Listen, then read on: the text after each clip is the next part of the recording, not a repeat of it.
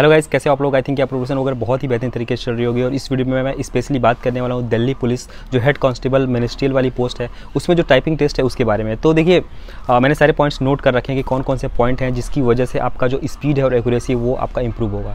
सबसे पहले मैं बता दूँ, ये वीडियो थोड़ी सी लंबी होगी तो आपको घबराना नहीं है सबसे पहले तो। और कुछ वीडियो का लिंक जो मैंने बना रखे हैं उसका वीडियो का लिंक मैं दे दूँगा, उसको भी आपको देखना है। यानी कि आपके 20 से 25 मिनट खर्च होंगे आपको 25 आउट ऑफ 25 लाने के लिए। ओके, तो 25 नंबर लाने के लिए 25 आपको मिनट है वो खर्च करने पड़ेंगे। तो चलो आप बिल्कुल बोर मत होना और इस वीडियो को देख लेना, और जो मैं पॉइंट्स बताऊंगा उसको नोट भी कर लेना। आपकी जो नंबर है ना, मार्क्स है, वो 25 आउट ऑफ 25 आ जाएगी इस तरीके से अगर आप प्रैक्टिस करोगे तो।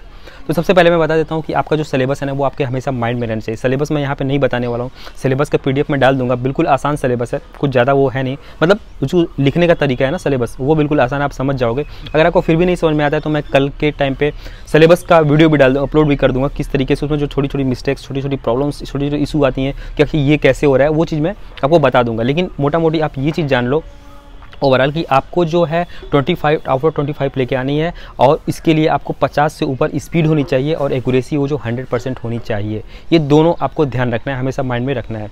तो ये दोनों चीज़ माइंड में लेके चलोगे तो आपका 25 आउट ऑफ 25 आ जाएगा। क्योंकि आपको पता है 0.5 की वजह से कभी कभी सिलेक्शन नहीं होता है, वो बहुत बुरा लगता है।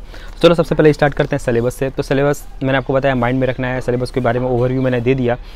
Sitting position and hand position ये सबसे इंपॉर्टेंट है। आपको हमेशा चेयर और टेबल पे ही प्रैक्टिस करना है। मैंने प्रीवियस वीडियो बता रखा है, और उस वीडियो में मैंने ये भी बता रखा है कि कैसे आपका सिटिंग अरेंजमेंट होना चाहिए, कैसे आपको मतलब बैठना चाहिए और किस तरीके से आपको हाथ रखना चाहिए टेबल पे, मतलब कीबोर्ड पे। तो ये दो चीज़ें आपको कभी भी नहीं भूलना है, और कभी भी इस पोजीशन को ही आपको सबसे पहला चीज़ मानना है कि ये सबसे इंपॉर्टेंट चीज़ है। क्योंकि अगर आपका इस पर इम्पैक्ट पड़ेगा तो आपके टाइपिंग एक्यूरेसी पे भी इम्पैक्ट पड़ेगा।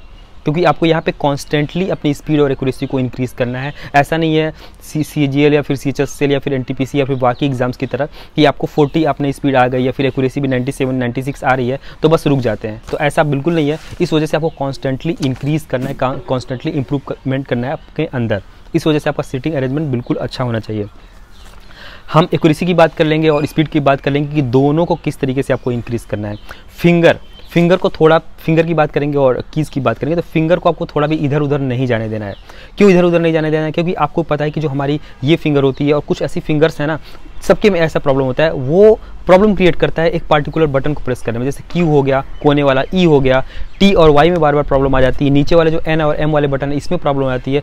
शिफ्ट को भी आप कंसीडर करना। कभी कभी किसी का राइट वाला शिफ्ट अच्छे से वर्क नहीं करता है, किसी का लेफ्ट वाला तो कर लेता है लेकिन राइट वाला शिफ्ट जो है वो थोड़ा सा साइड में होता है ऐसे, तो उसमें दिक्कत होता है। इधर वाला तो कर लेता है लेकिन इधर वाला थोड़ा सा ज़्यादा दिक्कत करता है। तो इन बारीकियों को आपको ध्यान रखना है, क्योंकि एक छोटी छोटी बारीकी को भी आप ध्यान रखोगे तो ही आपका स्पीड जो है वो अच्छा बनेगा। और स्पीड तो बढ़ जाता है कभी कभी, लेकिन जो आपका एक्यूरेसी है वो 100% नहीं आ पाता है। तो इस वजह से आपको हर एक पार्टिकुलर लेटर पे कमांड करना है। ऐसे कमांड करना है ना जैसे कि आपका, मैंने बोला 1 + 1 कितना होता है, तो आप बिल्कुल कॉन्फिडेंस से बोल रहे हो कि 2 होता है। ऐसे ही हर एक लेटर पे, हर एक की पे आपका जो फिंगर का इंप्रेशन है वो बिल्कुल परफेक्ट और बिल्कुल कंफर्टेबल टाइप का होना चाहिए। ऐसा बिल्कुल भी स्ट्रेस नहीं होना चाहिए फिंगर पे कि मैंने बोला E दबाओ तो आपको E प्रेस करने में प्रॉब्लम हो रही है। अब इसके लिए आपको क्या करना है? इसके लिए देखिए, आपको इन सब चीज़ों को बिल्कुल कंफर्टेबल बनाने के लिए अगर आप दिन में 1 घंटे प्रैक्टिस कर रहे हो पूरा, मतलब मैं एक एग्जांपल दे रहा हूँ कि पूरे दिन में अगर आप 1 घंटे प्रैक्टिस करते हो तो 1 घंटे में 50% यानी कि आधे घंटे, मैं जस्ट एक एग्जांपल बता रहा हूँ, आधे घंटे जो है वो आपको पैसेज करना है और आधे घंटे आपको की ड्रिल करना है। मैंने कभी नहीं कहा कि आप इतना की ड्रिल करो, मैंने हमेशा कहा है कि आपको जब ज़रूरत पड़े तभी की ड्रिल करो। की ड्रिल क्या होता है? टाइपिंग मास्टर में एक पार्टिकुलर कीज़ का जो होता है ना वो सिस्टम होता है कि आप वो की में प्रॉब्लम आ रही तो आप उसको ओपन करके, उस लेसन को ओपन करके की ड्रिल कर लो जिससे प्रोफिशिएंट हो जाए उस पार्टिकुलर की को लेके। लेकिन यहाँ पे आपको स्पीड हमेशा इंक्रीज़ करनी है ना, एक्यूरेसी भी इंक्रीज़ करनी है ना, हर एक फिंगर को बिल्कुल इक्वली ट्रीट करना है। इस वजह से आपको 50% अपने टाइम का जितना भी आप प्रैक्टिस करते हो वो आपको की ड्रिल पे देना है, यानी कि आपको प्रैक्टिस करनी है हर एक पार्टिकुलर लेटर की, और 50% आपको पैसेज पे देना है। तो ये बात अपने माइंड में बनाए रखना और बिल्कुल फिंगर्स को आपको प्रोफिशिएंट बना देना। बिल्कुल आपको कंफर्ट जोन में लेके चले जाना है कि हाँ यार ये तो मेरे स्किल में है, टाइपिंग तो मेरा बिल्कुल जन्मसिद्ध अधिकार है, ऐसा करके आपको कर लेना है। स्पेशल कैरेक्टर की प्रैक्टिस नहीं करना है आपको, और ना ही आपको नंबर्स की प्रैक्टिस करना है, क्योंकि इन सबको करने के चक्कर में क्या होता है कि आपका टाइम बहुत लॉस होता है। और ये नंबर्स और ये जो स्पेशल कैरेक्टर है ये बहुत ही रेयर आते हैं, बहुत ही कम आते हैं। तो आप जैसे ही प्रैक्टिस कर रहे हो, जैसे ही आप वहाँ पे टाइपिंग कर रहे हो, बीच में कोई लेटर या नंबर आ गया तो आप आराम से जाओ, इधर दबा दो, फिर यहाँ पे आ जाओ, तो ज़्यादा आपका टाइम जो है बेकार नहीं होता है। एक चीज़ मैं और बता दूं कि आपको यहाँ पे बैक स्पेस जो है ना, ये चीज़ आप नोट करना कि बैक स्पेस का यूज़ आपको बिल्कुल भी नहीं करना है। क्योंकि बैक स्पेस का जब जैसे कि आप लिख रहे हो कोई पैसेज लिखे, मान लो लिखे राम सीता, और सीता आपने गलत हो गया SYTI ऐसा कुछ हो गया, और उसको आपने लिखा तो गलत लिखा, उसमें कुछ टाइम गया, फिर काटा तो फिर टाइम गया, फिर लिखा तो टाइम गया, मतलब कि आपका 2 बार एक्स्ट्रा टाइम लग रहा है लिखने में, काटने में, फिर एक भी लिख रहे हो तो वो तो मान लो आपका एग्जैक्टली वही टाइम है, तो 2 बार आप एक्स्ट्रा टाइम खा रहे हो। इस वजह से आपका बैक स्पेस का यूज़ नहीं करना है। अब बैक स्पेस का यूज़ कैसे नहीं करना है, तो RKC नवादा नाम का एक वेबसाइट है और उस पर मैंने प्रैक्टिस किया था, बहुत सारे लड़के उसको जानते भी होंगे, पॉसिबली आप भी जानते होंगे। उस पर जाना है और आपको उस पर NTPC का जो मॉक है वो बाई कर लेना है। प्रीवियस वीडियो में मैंने ये चीज़ बता रखी है, लेकिन अगर आप फर्स्ट टाइम पे देख रहे हो वीडियो या फिर नहीं पता है तो नोट कर लेना। RKC नवादा, उसका लिंक भी मैं दे दूँगा पॉसिबल हो, बिल्कुल सिंपल है, RKC नवादा लिखना, 50 रुपये का आपका मॉक मिल जाएगा महीने भर का, NTPC वाला। उसको बाई करना और उसको डेली बेसिस पे 1 या 2 प्रैक्टिस करना, जहाँ से आपका बैक स्पेस का जो लत हो जाता है, जो फिर गंदी आदत हो जाती है ना, वो छूट जाएगी, जिसकी वजह से आपका स्पीड जो है वो बढ़ जाएगा।